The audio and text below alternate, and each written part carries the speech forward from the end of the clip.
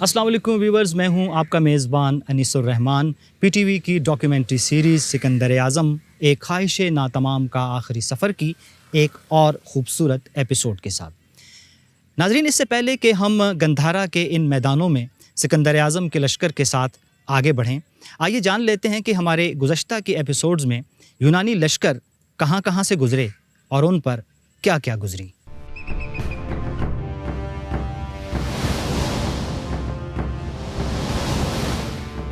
کڑاکڑ کے یہ پہاڑ سکندر اعظم سے وابستہ تاریخ کا حصہ بھی ہیں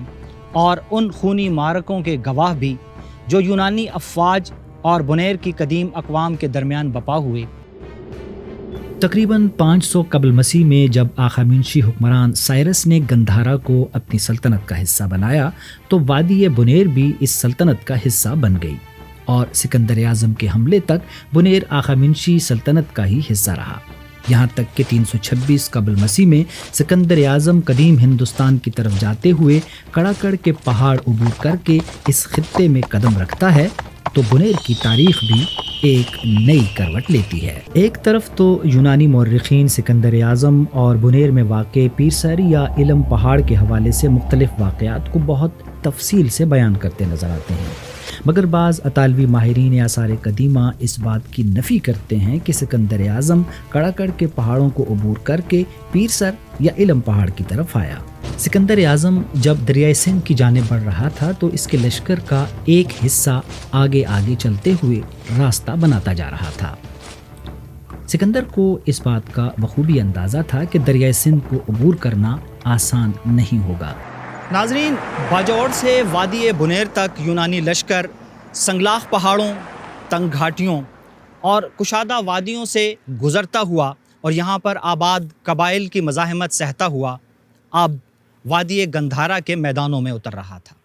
لیکن وادی سندھ کی جانب بڑھتے ہوئے سکندر اعظم کے اس لشکر کو یہ میدان آسانی سے رستہ دے دیں گے، یہ ایک سوال ہے۔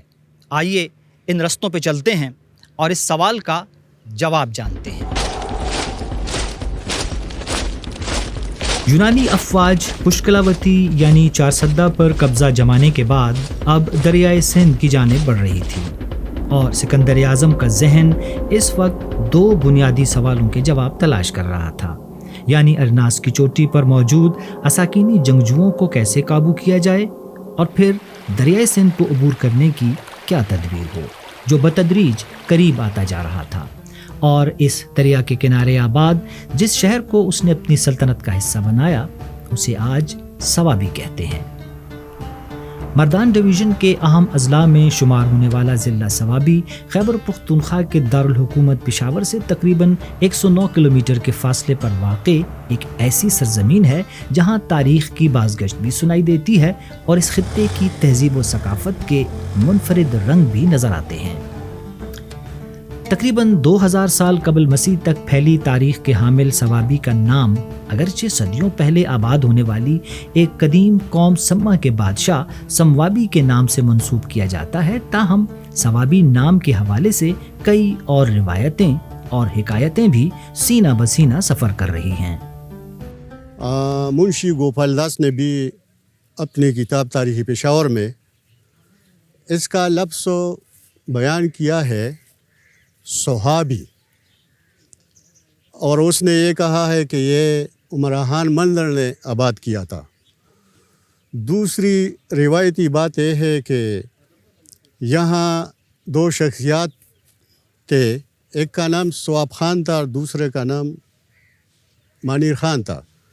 تو مانیر خان کا نام جو ہے مانیری ہو گیا اور سواب خان کا، یہ تو ایک روایتی بات ہے۔ یعنی تاریخی جو بات ہے وہ ہے سو آبی، جو سنسکرت زبان کی لفظ ہے، یعنی صاف پانی، سو آبی یعنی صاف پانی۔ سوابی کی تاریخ میں کئی قدیم اقوام کا تذکرہ ملتا ہے جن میں دراوڑ، کول اور منگول وغیرہ شامل ہیں۔ تاریخ بتاتی ہے کہ سوابی پہلی مرتبہ جس مہذب سلطنت کا حصہ رہا وہ ایرانی سلطنت تھی، اور تقریباً 5 ایرانی بادشاہوں کے مختلف ادوار میں صوابی اس سلطنت کا حصہ رہا۔ سکندر اعظم جب 326 قبل مسیح میں یہاں آتا ہے تو اس بات کو بخوبی جانتا ہے کہ صوابی وہ سلطنت ہے جو کہ اس کے خلاف ہونے والی بغاوتوں کا حصہ رہی ہے۔ مورخین نے صوابی کے قریب سکندر کے پڑاؤ کا جو مقام متعین کیا ہے، تاریخ اسے ایمبولینا کے نام سے جانتی ہے، مگر ایمبولینا اصل میں آج کہاں پر واقع ہے، اس کا موجودہ نام کیا ہے، تاریخ قطعیت کے ساتھ کچھ بتانے سے قاصر ہے۔ تاہم قدیم یونانی مورخین کی تحریروں اور حالات و واقعات کی بنیاد پر مختلف آراء ضرور سامنے آتی ہیں۔ تاریخ کے کچھ اوراق میں یہ بھی درج ہے کہ یونانی لشکر بنیر اور چارسدہ سے ہوتا ہوا دریائے سندھ کے کنارے جس مقام پر خیمہ زن ہوا تھا وہ اوہن تھا، یعنی آج کا ہنڈ۔ سنسکرت میں ہنڈ کا قدیم نام اودا پانداپورا اور یونانی تحریروں میں اون درج ہے۔ تاہم مغلوں نے اس مقام کو باب الہند بھی کہا تھا، کیونکہ یہی وہ جگہ تھی جہاں سے دریائے سندھ عبور کرنے کے بعد قدیم ہندوستان کی سرزمین شروع ہو جایا کرتی تھی۔ صوابی کی سرزمین پر سکندر کا پڑاؤ اس کے سفر کا محض ایک پڑاؤ نہیں تھا، بلکہ اس کا یہاں خیمہ زن ہونا ایک خاص معنی رکھتا تھا۔ دریائے سندھ کے کنارے سکندر اعظم کا پڑاؤ دراصل اس کی جنگی حکمت عملی تھی، کیونکہ وہ جانتا تھا کہ جو قبائل مساگا کی جنگ کے بعد وہاں سے فرار ہوئے تھے اور اس کی اطاعت نہیں کرنا چاہتے تھے، وہ اس وقت ارناس کی چوٹی پر موجود تھے، یعنی چکیسر میں پیر سر کے مقام پر۔ اب سکندر اعظم کے لیے یہ بڑی مناسب جگہ تھی کہ وہ یہاں پر موجود رہ کر یہاں سے ان قبائل کے خلاف لشکر کشی کرتا۔ سکندر اعظم کا خیال تھا کہ اورناس کی چوٹی پر مرتزن اساکینی قبائل کا محاصرہ کر لیا جائے تو وہ زیادہ دن تک اس محاصرے کا مقابلہ نہیں کر پائیں گی اور خوراک کی قلت انہیں ہتھیار ڈالنے پر مجبور کر دے گی۔ سکندر اعظم اورناس کی چوٹی پر موجود اساکینی قبائل کی نقل و حرکت کو محدود کرنے کے لیے چٹان کے گرد باڑ لگانے کا منصوبہ بناتا ہے، لیکن چوٹی پر موجود اساکینیوں کی شدید مزاحمت کی وجہ سے یونانی لشکر کی پیش قدمی رک جاتی ہے۔ اساکینی اسے بہت بڑی کامیابی سمجھتے ہوئے سکندر کے لشکر پر حملہ کر دیتے ہیں۔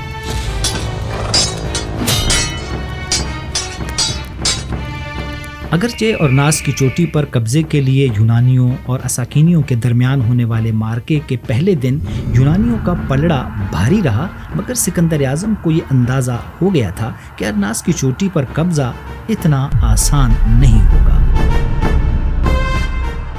سکندر اعظم چونکہ ارناس کے محاصرے کو زیادہ طول نہیں دینا چاہتا تھا، لہٰذا اس نے دوسرے ہی روز اس چٹان کی جانب پیش قدمی شروع کر دی، لیکن چٹان پر موجود جو قبائل تھے انہوں نے سکندر کا راستہ روک لیا، بلکہ اس پر حملہ کر دیا اور یوں ایک گھمسان کی جنگ شروع ہو گئی۔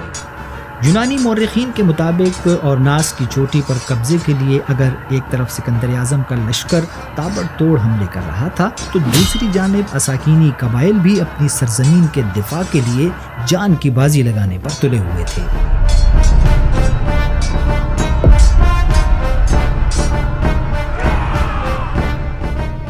سکندر اعظم جب دریائے سندھ کی جانب بڑھ رہا تھا تو اس کے لشکر کا ایک حصہ آگے آگے چلتے ہوئے اس کے لیے رستہ بناتا جاتا تھا۔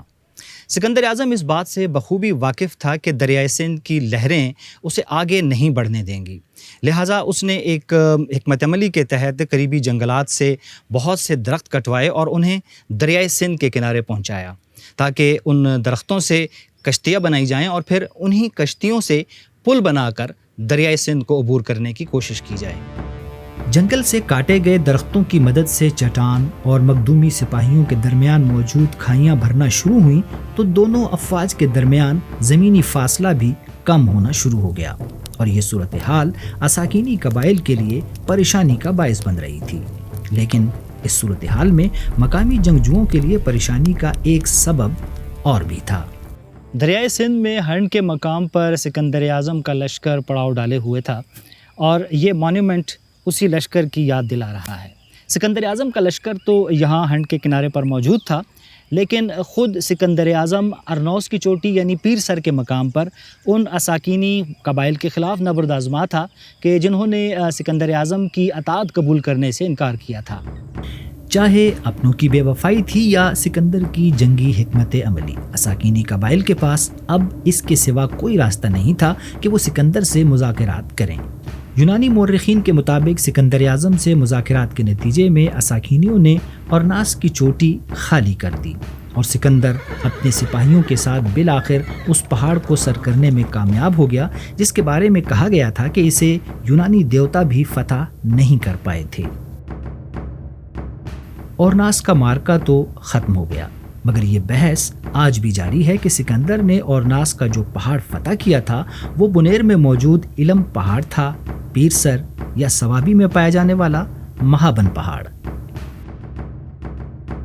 جب بات ہزاروں سال پرانی تاریخ کی ہو تو مغالطوں اور مفروضوں کی گنجائش بھی نکل آتی ہے۔ شاید یہی وجہ ہے کہ بعض مورخین کو یہ کہنے کا موقع مل گیا کہ اورناس کی پہاڑی دراصل سوابی میں موجود مہابن کی پہاڑی ہے، لیکن چونکہ مہابن کی پہاڑی اور سکندر اعظم کے لشکر کے درمیان کسی جنگ کا ذکر یونانی کتب میں نہیں ملتا، تو ہم یہی کہیں گے کہ چکیسر میں موجود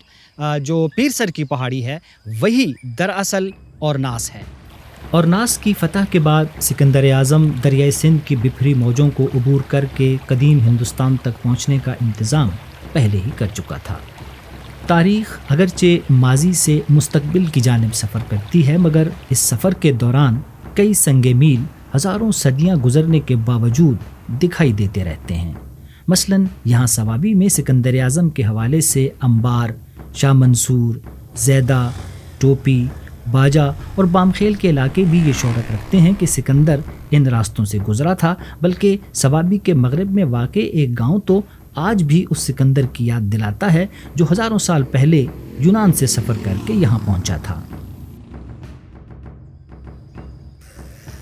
وادی گندھارا میں سفر کرتے ہوئے سکندر کے راستے میں آنے والی کئی بستیاں صدیوں بعد اسی کے نام سے مشہور ہوئیں۔ مثلاً اگر آپ کو یاد ہو تو باجوڑ میں ایک گاؤں تھا سکندرو۔ آج یہاں سوابی میں بھی ایک ایسا ہی گاؤں موجود ہے جو سکندر کی یاد دلا رہا ہے، اور اس گاؤں کو سکندرے کہا جاتا ہے، اور یہ رستہ اسی گاؤں کی طرف جا رہا ہے۔ سکندرے گاؤں کے باسیوں تک ان کے بزرگوں سے یہ بات بھی پہنچی ہے کہ سکندر اعظم اور سوابی کے مشران کے درمیان یہاں پر مذاکرات بھی ہوئے تھے۔ چونکہ ہمارا جو ضلع ہے سوابی، جہاں پہ میں بیٹا ہوں، اس کا نام ہے سکندری۔ 326 قبل مسیح میں سکندر اعظم اپنے فوج کے ہمراہ یہاں پہ آیا تھا، اور یہ جو جگہ ہے یہاں پہ ایک ڈیری تھی، یعنی مٹی کا ڈھیر تھا نا، تو سکندر اعظم نے اسی جگہ پہ، اس سکندری کے مقام پہ، اس ڈیری کے اوپر جہاں پہ ابھی اسکول قائم ہے، وہ یہاں پہ میٹنگ کی تھی۔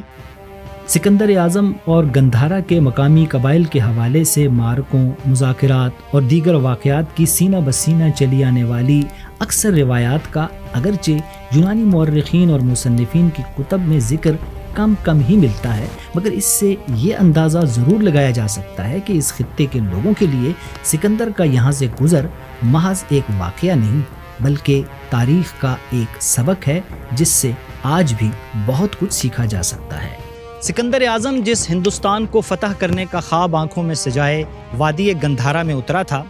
وہ سرزمین تو دریائے سندھ کے دوسری جانب تھی، لہٰذا وہ کشتیوں کا پل بناتا ہے اور دریائے سندھ عبور کر جاتا ہے۔ اب ہماری آپ سے جب دوبارہ ملاقات ہوگی تو ہم آپ کو سکندر اعظم کے ہمراہ دریائے سندھ کے دوسرے کنارے پر ملیں گے۔ سو دیکھتے رہیے سکندر اعظم ایک خواہش ناتمام کا آخری سفر۔